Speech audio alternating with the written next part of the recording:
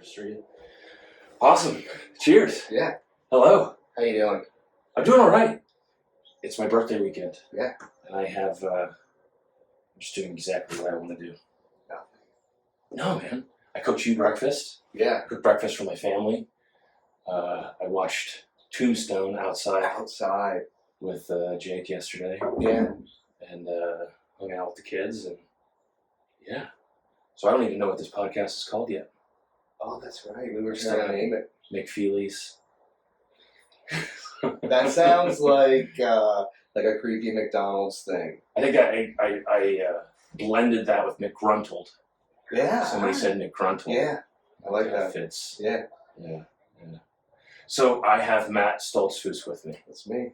And Matt and I became friends when we worked together 6 years ago. I've been where I'm at for over 5. It's been weird. That's probably been. I married Lena while I was there. You married us while we were there. Right. That was 2015. It's 2021, so we're like 6-7 years ago. 6 years. How long did you work there? Long enough for to get reimbursed for my work boots, so it's at 90 days. Yeah, just long enough to do that, They were like, "Hey, so we know we put your 2 weeks in, but next week we pay you for your work boots." Yeah. So the story is that I had just finished my master's degree and was fired from my first job of my master's degree and went back to work at a machine shop and weld shop, which is work that I used to do. I started when I was 17 welding and mechanics, turning wrenches, poorly turning wrenches. And so I came back to the shop to supplement my income while I was starting my counseling practice. And I met Matt, and Matt, I had a deep affection for Matt. I don't know that I can articulate or explain why, but Matt has a very playful spirit. Yeah. Yeah. That's cool. Yeah. Like, he's kind. Matt is a very kind individual. I can't see him doing anything to intentionally harm anyone ever. There isn't a mean or spiteful bone in his body. He's like a kid at heart. And so I immediately liked Matt, and we became friends, and I've kept in touch all that time. Yeah. Yeah. Yeah. Ryan was just like a big brother. Big brother. Yeah, so I never had, you know what I mean? I never had someone I could connect with. Yeah. You know? So yeah, that was cool. Yeah. I was always shocked. This is probably something that you don't know. I was always surprised with the older generation or our dad's ages, were 50 and 60, because you're a talented mechanic. Yeah, I guess. You're talented. Yeah. And you were one of the youngest people in the shop, and I knew you were talented then. Yeah.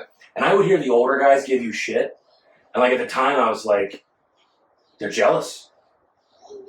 As crazy as that sounds, I don't know if you ever even thought about it that way. I actually applied for your job. Well, what was your job when you started? I did 2 things. It was 2 jobs, and I hated the one, so I spent most of my time doing the other, which was helping Jay box up the machines. Right. That's the job I applied for, shipping. Shipping. Yeah. And then I also did parts. And they were like, you're not gonna do that. You're gonna build panels. You're gonna do mechanical shit. Right. And I'm like, okay, cool. Yeah. You know?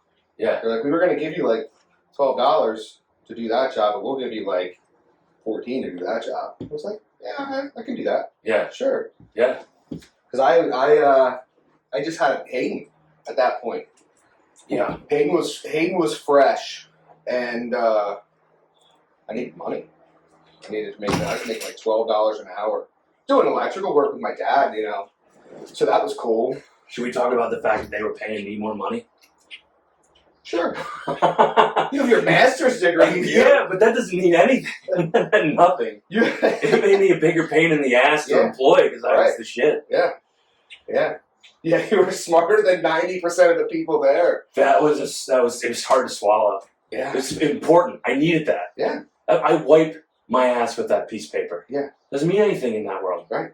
Yeah, it really doesn't. Doesn't mean nothing. It means as much as those molds. Here's what it got me. Was that anybody who didn't like the fact that I had it, they were they all had the same story. Ryan's smart, but he doesn't have common sense. Ryan doesn't have common sense. Okay. That's what I hear all the time. Yeah.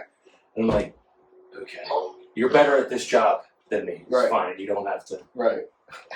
I know this isn't my place. Yeah, I don't belong here. I don't belong here. Just let me hang out here for a Let me little sweep bit. the floor. Yeah, right. I look busy. Can I please do that? Just get paid. Yeah. Oh, man. So I had a few things that I thought we should talk about. One is, I think we should talk about outdoor mentors. Yeah. The other thing is I'd like to talk, if you feel up for it, about your dad, sort of memorializing him. If you don't want to do that, we don't have to do All that. right, we can give it a shot. And hunting stories. Yeah. Just hunting and fishing stories. Well, there's my dad right there. Right. You know, that's it. All right. Well, start there. Tell me first story that came to mind when we said hunting and fishing stories and your father in the same sentence. Be hunting. Be my first. Down in 5C we have.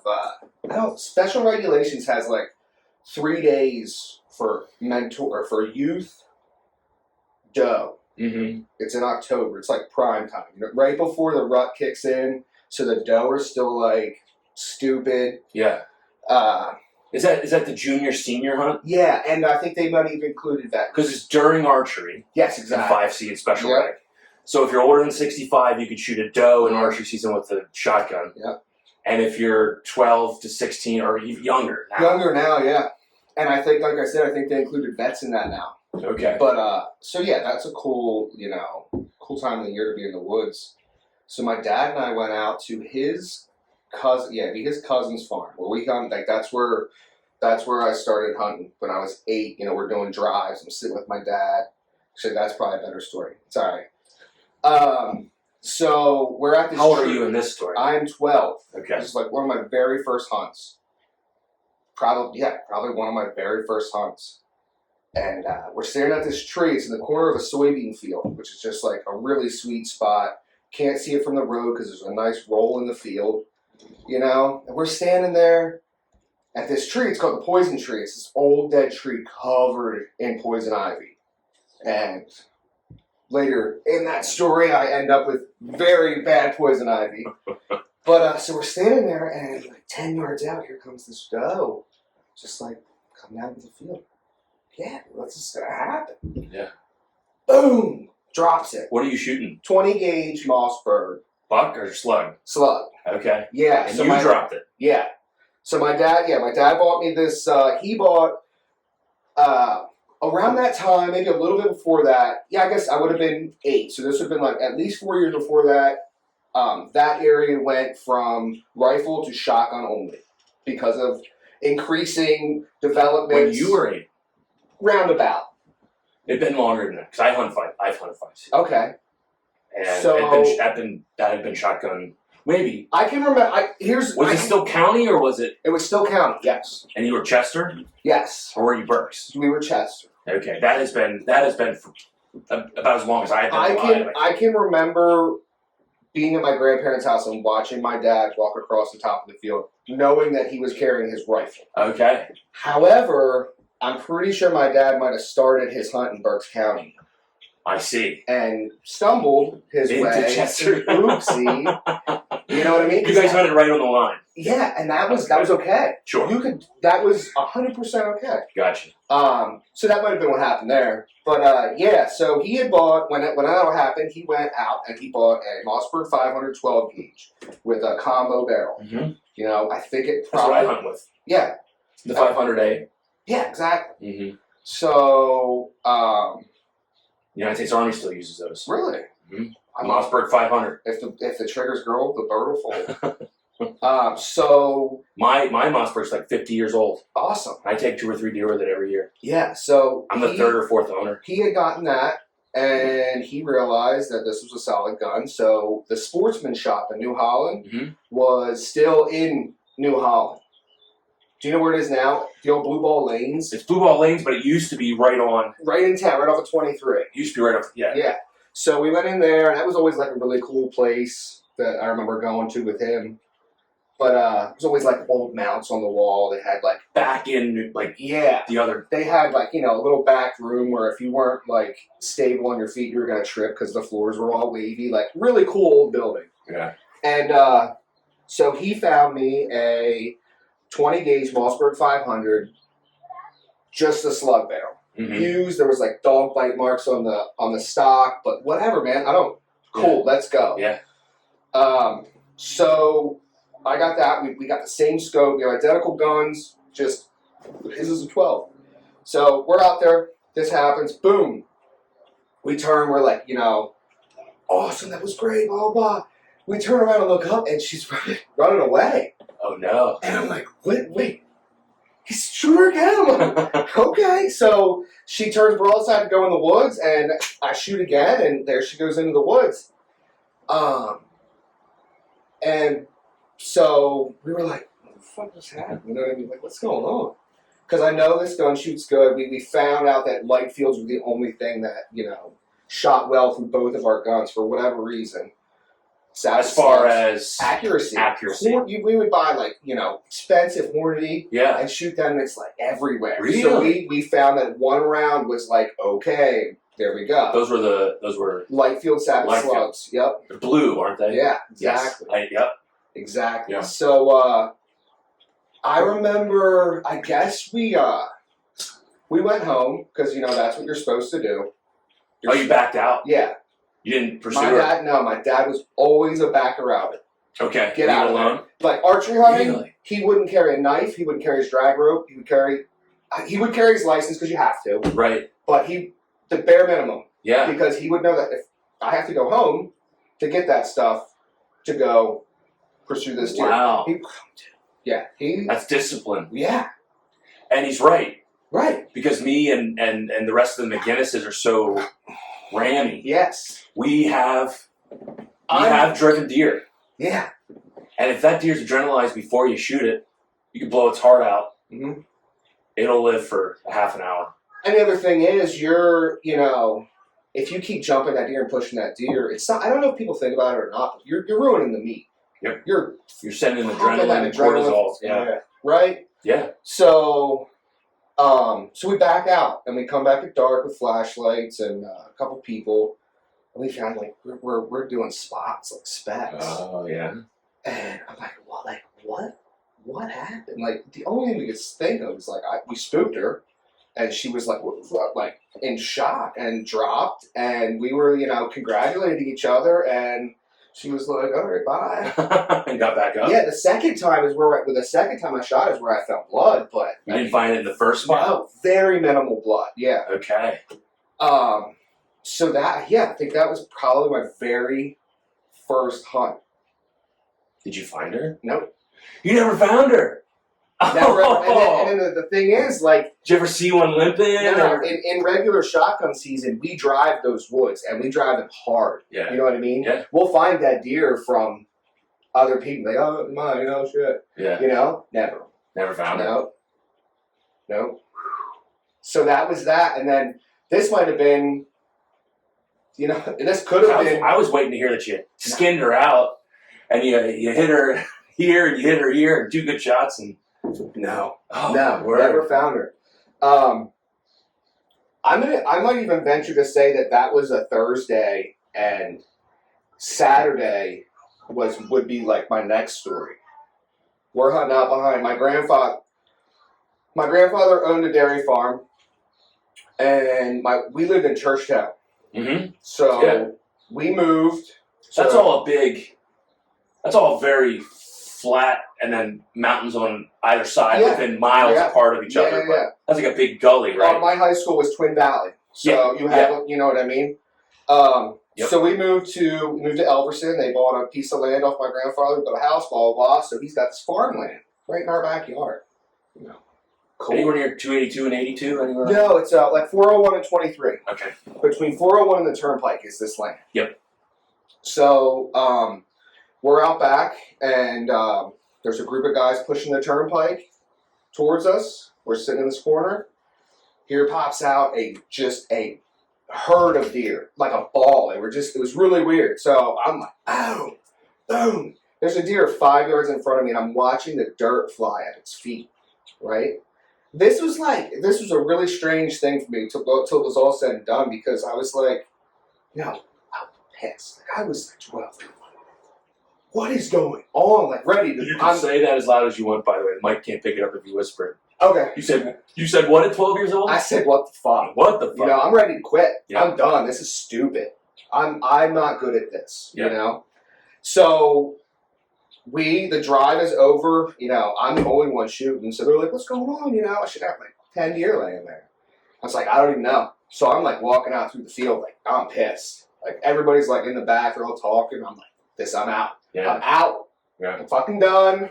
I'm going to go, you know, watch TV for the rest of my life. I'm never going outside again. It's stupid. Because you didn't find it or you didn't hit it. We're walking down through the field and somebody's like, what's that? There's a doe laying down there. And I only had one tag. Yeah. Right? So there's that. But I'm unloading on this other deer. And I know that, like, You know you're on. Yeah. Yeah. So, like, I wasn't meant to shoot that deer. You didn't hit it? No. I shot that first deer. Okay. So and I wasn't. everything after that was... That wasn't meant to happen. Right. So, perfect heart shot. It was, like, the craziest thing ever. Somehow I sniped this deer, and it just ran down through, and that was that. But, I think there's a lot to be learned here as far as, like, when you're driving deer, their adrenaline and yours. yeah. Like, the taking your time on that first shot Right. versus if you're ready to empty your gun. Yeah. Hip shoot and just... Just put it down. Right. Just set it down. Yeah. For most people. Yeah. Yeah. Yeah. So you got that was your first step. That was my very first deer. Yup. That was like... I mean, it could have been...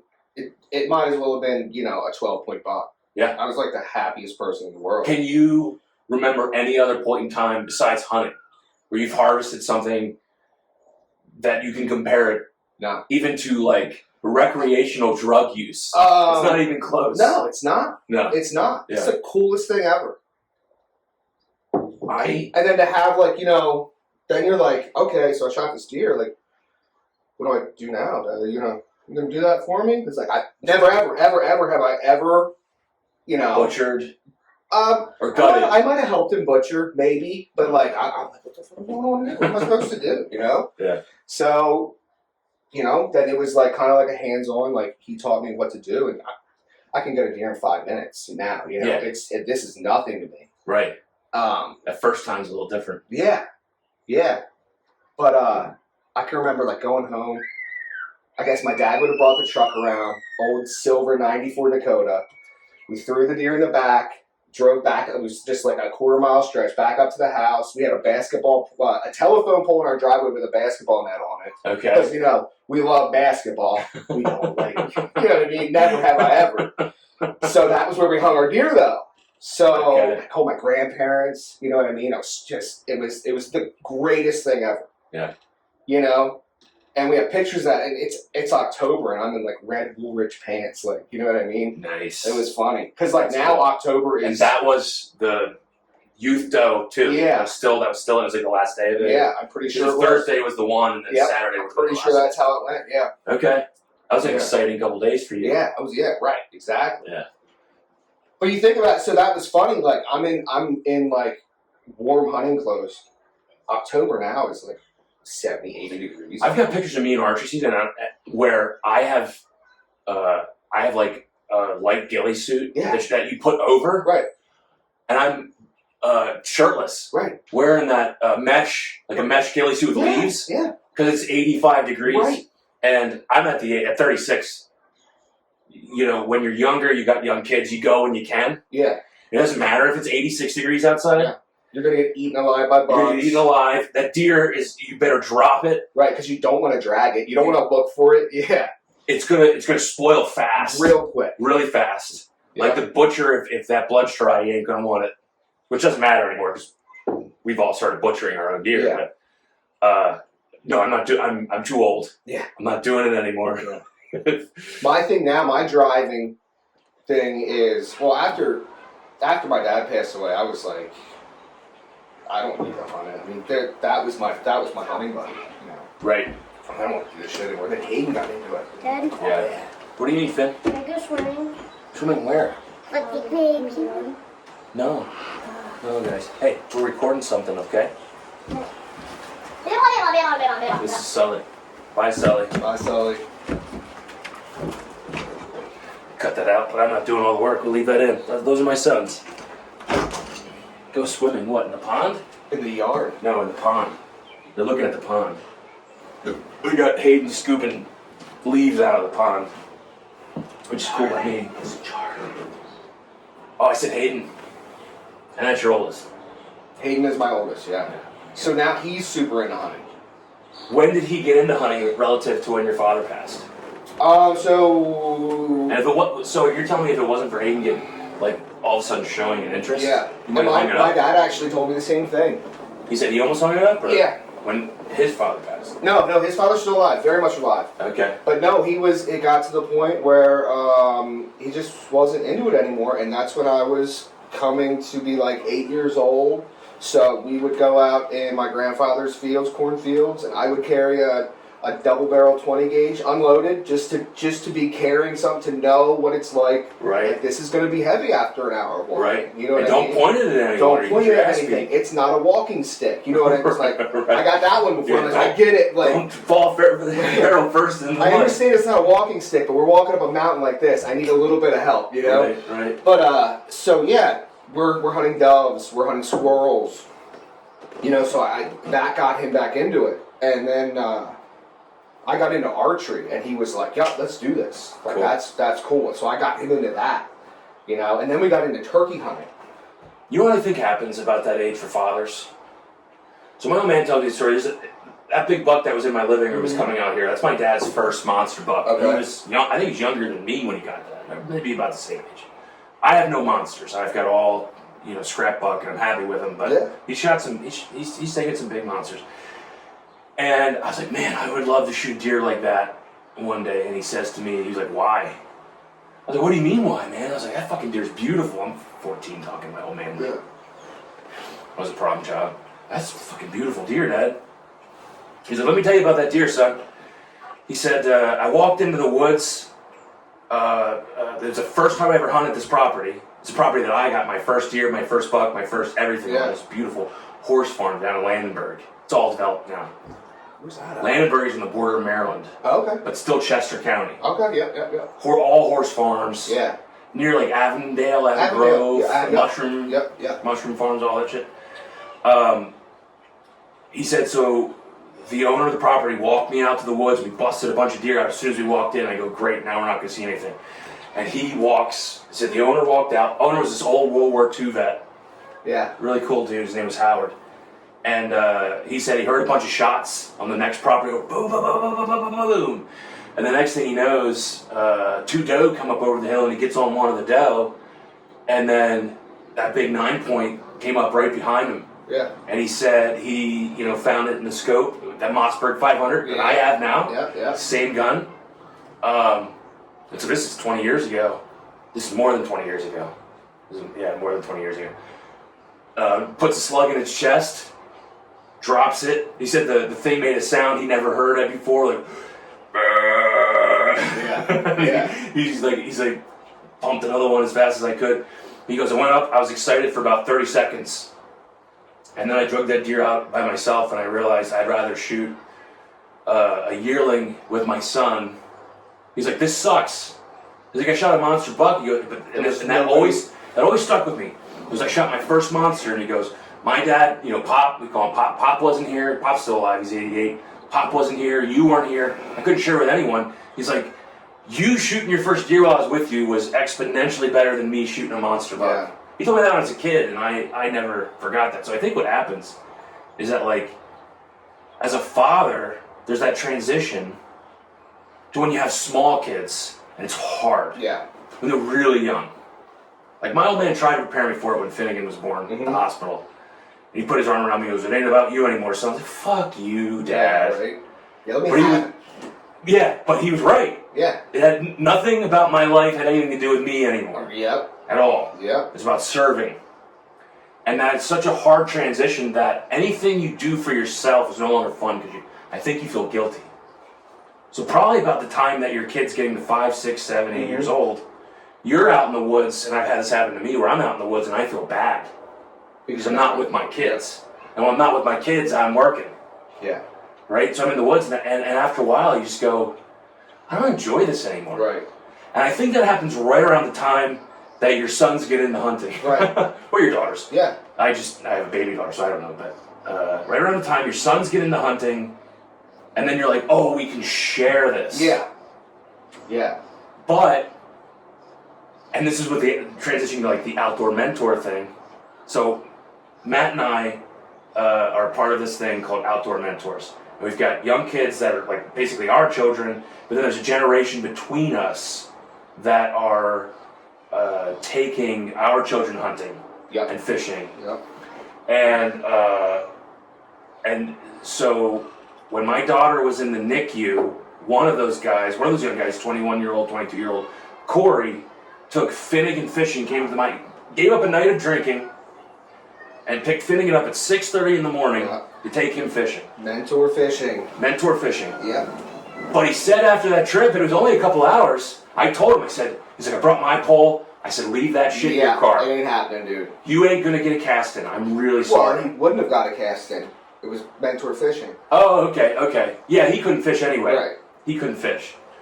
So, but he said after that 4 hours, he's like, dude, I think I loved it. I enjoyed it. I think I'll wait a little before I have kids. Oh yeah. He's He's like, because I would turn around for 10 seconds and your son was 30 feet up a tree. I was like, yeah. He's like, Finnegan, you need to get down. Oh, well, my dad says it's cool. He's like, should I call him? Should I get the fire police here? My point being is that I think something happens for dad where they try to preserve, particularly if you love the outdoors, hunting and fishing, like this is my only respite. This is my only refuge. I have to get out in these woods and I have to sit here. And then you go out and you get in the woods because that's what your soul needs. You need a break. Yep. And you're thinking about, well, my wife needs a break and my kids need me, but I'm working all the time and I'm shot and I'm burned out. Yeah. And you don't enjoy it. I don't know if that happened for you. That happened for me last year. I don't know what time of year it was, but I've really been thinking about Dad. And I got out there and I was like, you can see the cemetery, sitting in a stand. The cemetery where your father's buried? Yeah. While you're hunting? Yeah. From his stand, you can, yep. Mm. Yeah, so it's like, it's a cool spot. It's an awesome spot to be in when you're in the right headspace. But I was like, I'm leaving. I gotta get out of here. This is, I'm not into it. I'm just like, I need to go somewhere else. So I just went home and, just was super depressed or whatever the fuck I do, Well, are you willing to tell the story of your father? How he passed? Here comes Sully. Yeah, possibly. Hold on a second. Yo! What's up, dude? You okay? I'm fine. No, don't spray the, don't put that water in the minnow bucket. No. Because it'll kill them. That water's treated. Can you please put the minnows back in the pond water? Well, there's black water. They have black water? Brown water. All right, just put them back in underneath gently, very, very gently. They got the minnow bucket out, and they're spraying hose water into my $20 worth of minnows. What? Where did you get minnows? Ripped I have a lot of them. There's a lot of them. How much you get? It's not $20 worth of minnows. I'm lying. They're dying. Well, put them back in there under Plus, that hose water is probably 90 degrees. Right. Sully's gonna lose his mind. He's got Benadryl in him. He's about ready to lose it. Is he gonna pass out? He's gonna pass out. But just close that. They're in there spraying the. It wasn't. They were dirt cheap. You can get shiners for $2.49 a dozen. Okay. Up the road here, Susquehanna Outfitters. It's a mile from here. Really? I had no clue what it was. I just drove past it. I stepped into one. You never heard of it? Never ever. It's packed. It's a mile from my house. Is it hunting, fishing? Just fishing. No shit. Yeah, it's phenomenal. You get a dozen night crawlers. This is not an advertisement. Yes, sponsor us. Yeah, there you go. Yeah, right. I'm gonna tag you in our description, and you can sponsor us. That's all. I didn't know. No, they were dirt cheap. They weren't expensive. The flatheads about that big, $2.49 a dozen, and then medium shiners, which are like that. Yeah. Were $5 something a dozen. I think. Okay. I bought Rosy Reds just like a red shade of a minnow, really vibrant. And I was like, and they were probably $2.50 a dozen. This was at Cully's at Newberry Town Plaza. Okay. Cully's at Newberry Town Plaza if you want to sponsor us. All right. And I took them home because I think this was like the first day of trout fishing. And I was like, yeah, we'll try these. Nothing happened. So I took them home and I put them with the goldfish. Okay. And I thought this was going to be fine. I'm like, oh yeah, I got a spot to keep minnows. And the goldfish everybody will be fine. Yeah. I'll just slap a coexist sticker on the side of my fish tank and everybody's going to be great. Did not work out. It turned into be like, now there's a pile of flesh and bone in the bottom of the fish tank because the goldfish went to town on his rosy reds. Yeah. But that's wild. It was incredible. But yeah, so I'm going to go into live bait. Yeah. Live bait, man. Yeah. With kids? Yeah. Hell yeah. Yeah. Live worms, live minnows. I'm not doing that like real fisherman lure. I don't care. Yeah. I don't care. Were we talking about that at was it here? Probably. With all the young kids? They're all. Who was it? Who was talking about it? Was it Chase? Yes, probably Chase, yeah. We're talking about you, Chase. The Chase, Chase has a whole garage full of lures. Right. I'm a sit on. Did I give him shit before he had the opportunity to say it? Yes, you did. Was I like, are you one of those assholes? No, you said, I know I'm going to offend somebody here, but... Bait. Yeah. I don't care. Right. Guy was he caught 5 catfish on worms. Yeah. You know what I mean? Yeah. So, yeah, why not? It's like shooting fish in a barrel. Yeah. So what? Yeah. I'm having a blast. I will shoot fish in a barrel. I will shoot fish in a barrel if it's fun. Yeah. Yeah. But, some things are good to have a challenge. Yeah. Fishing ain't one of them. Right. Unless it's like prime time bass fishing when the sun's about to go down, you can throw a top lure out there and get something to jump out at That's it. cool. But I'm a sit on my ass, throw a fucking bobber out there as far as I can and just sit and wait. And maybe I'll catch something, maybe I won't. Right. I don't care. Mm-mm. You know? And I don't need the challenge. No. Of like something that took me 6 hours to tie. Right. On my fights. Right. Right. I don't care. I used to. I don't anymore. No, I don't either, because we have kids, right? They're with us. Well, my They mom having would take fun. me when you use live bait. It was a hoot. Yeah. Yeah. It was a blast. So I never considered like why deviate from that unless the lure is better than live bait. But sometimes I have a lure that's better. But then you're doing this all day. You're casting like no. I want to go like that. That's it. I want it to go all the way across the other side of the lake, and I'm going to sit here. I'll reel it in every once in a while just to change its position. You know what I mean? Right. But the best thing is taking something like my parents. They had a house up in the mountains, and that was like going to be their vacation spot. And it's 7 acres, and it had a small pond on it. So we would catch these little baby bluegills on trout hooks and mealworms. Yeah. And we put them on a big boy hook.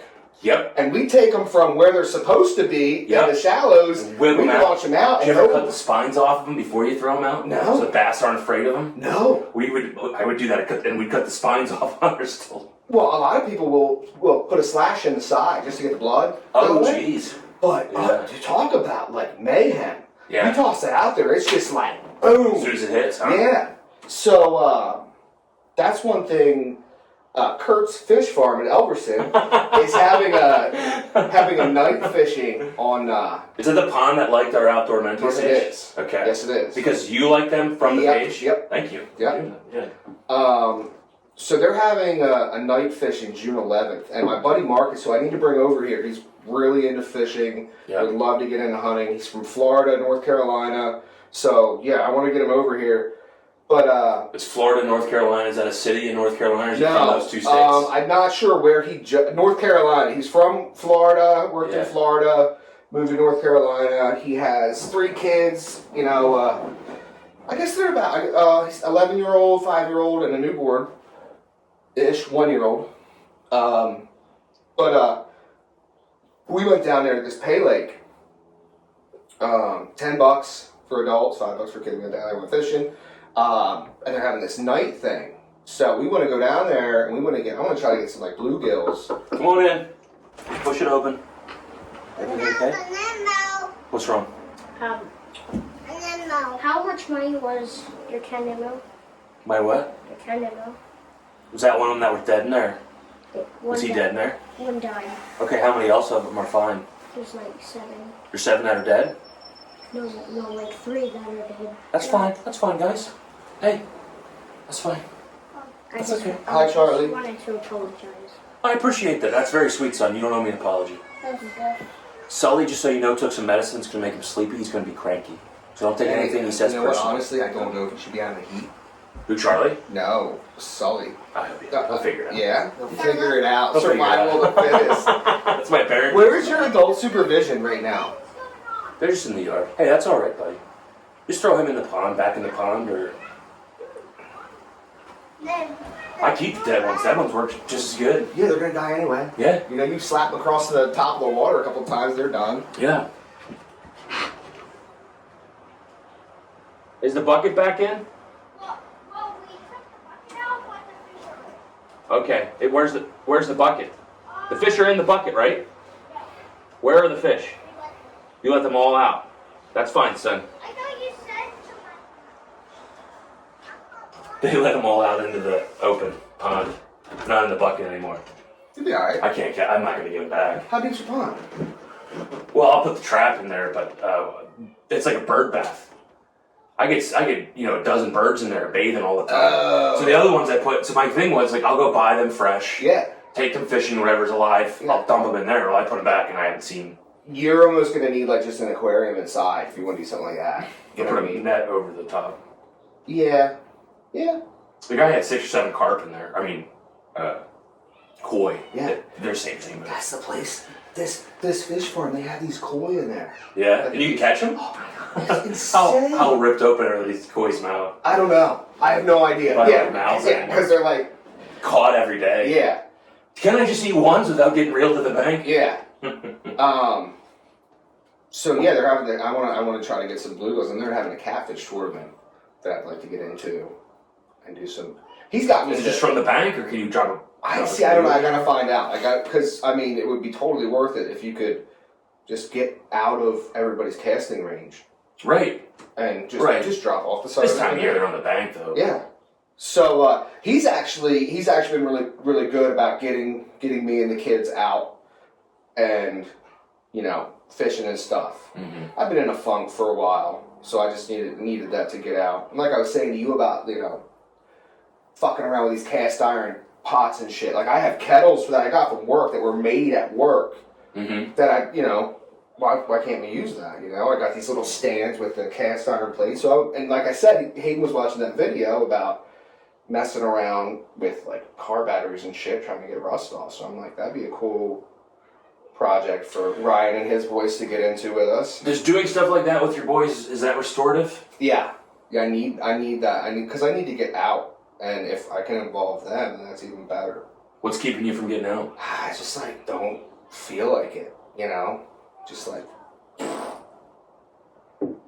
I don't know. Is that like a seasonal thing for you? Yeah, this time of year, yeah. Most people don't know this, but June, It's Mental Health Awareness Month, is it not? it probably May If is. it isn't, it should be, because June has the highest, historically, has the highest rate of suicide. It's actually June. Why? Isn't that weird? It's springtime. Don't you think it'd be February? Yeah. I think the same thing. Yeah. When I get to about February, Or like I get to late February, and I'm like, yeah, which is like the shit of the winter. Like Yeah. winter should be over, and it's still fucking snowing. right. I can't go outside. And a little into March, and I'm like, by about March, like, I'm fucking done. Yeah. I want to go outside. But June, because end of February, March, nothing's in season. You're not hunting, you're not fishing, but it's still cold, Yeah. right? So it's like, what do you need, bud? Oh, hey, what do you need? Wait, what's too cold? What are you doing, brother? There's fire on my house. What? What happened? There's fire on my house. Translate for me, I man. don't know what he's saying. Sometimes it gets a little weird. There's fire on windows. They're spraying the windows. Yeah. That's okay. That's As long fine. as the door or windows aren't Are you open. hot? You need some water? You could get some water. I'm gonna tell you guys to go in and maybe ask the moms for some water and sit in the air conditioning maybe for a pop little. your shirt off too. Because I can see how flush you are in the face. This door's stuck. I might have to shave it. Hey guys, I want you to take Charlie in and get yourself some water and sit in the air conditioning. Ask the moms for some water. Okay? For like a minute. I see you guys getting soaked. That's fine. I don't mind. We gotta leave some windows open or something. Yeah, you starting to get cooked in here. Like a ball sack in there. So I was gonna build a window, like a half window. Yeah. With a window unit up there. Cause there's outlets up here. Yeah. What about a split unit? A split are expensive. Are they? Like the heat pumps, like the European, like the one I have in the house. Okay. It's broken. It broke, and I love those, but I mean, honestly, you could do a couple. I'm gonna do a window unit with half of Or just window fans. Just get the air moving through here. Yeah. I need to put hooks to hook these closed. Yeah.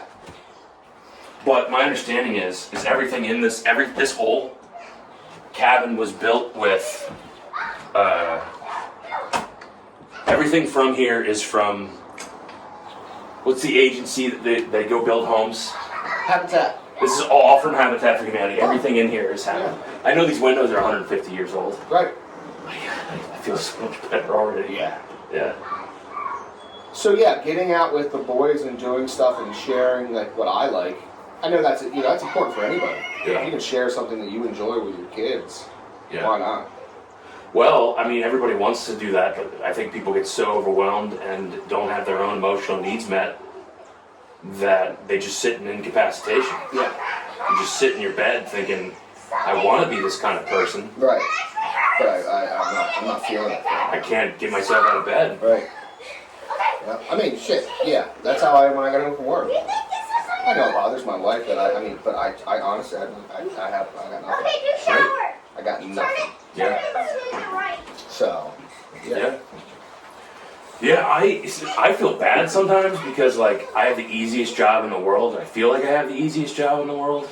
But then I think people, anytime somebody hears me say it, they're like, no, dude, your job's not easy. Right. It can't be. I don't understand how you take everybody else's shit and that doesn't fuck you up. It does fucking. Yeah. Like how do I'm gonna edit that part out. How can you get that and just not have that weigh on you? You have to learn not to carry and own other people's stuff, but I think what is traditionally, or what has over the course of my career made me an effective counselor, is journeying with people a little into their shit. Yeah. Right? That people know I'm not just objective, I'm not just sitting there like a scientist in a lab coat, just leading the way. Yeah. That like, I'll journey with you like Virgil and Dante into the circles of hell. Right. Right? Like, I'll go with you, and I think people know that I'm feeling it, but that takes a toll. My point of saying that was, though, is like, I don't see that many clients. Like, when I look at how many hours I work, I'm like, that's not a lot of work. Who's crying? Other lather giggling. Well, Charlie's spraying them.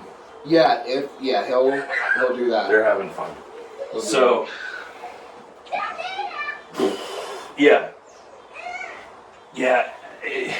If you start to carry it too much, what you're doing is you're making other people's problems about you. Right. And that's the indicator as soon as it becomes like burdensome. Yeah. And that's dangerous because you shouldn't be doing anything for your clients that they could do for themselves. Yeah. So that's why I seem cold to a lot of people I talk to. Sometimes I seem cold. Mm-hmm. Where people will tell me a situation and I'll be like, did you ask for what you want? In my personal life, not in my practice. Be like, so here's the situation. This person isn't willing to change. They're not doing anything. If you give them every opportunity, fuck them. Yeah. Fuck them. Right? Like, what? Well, I love them. I care about them. I'm like, yep. They don't. Doesn't that hurt? Yeah. Sucks, doesn't it? Yeah. But your love ain't fixing them. Right. Fuck them. And that ain't about you. Yeah. It ain't about you. Yeah. Your inability to love them into health says nothing about you. So I say fuck them not as like a little bit as like a push off, but seriously, like you can't. Yeah. People who don't want to change ain't changing. Right.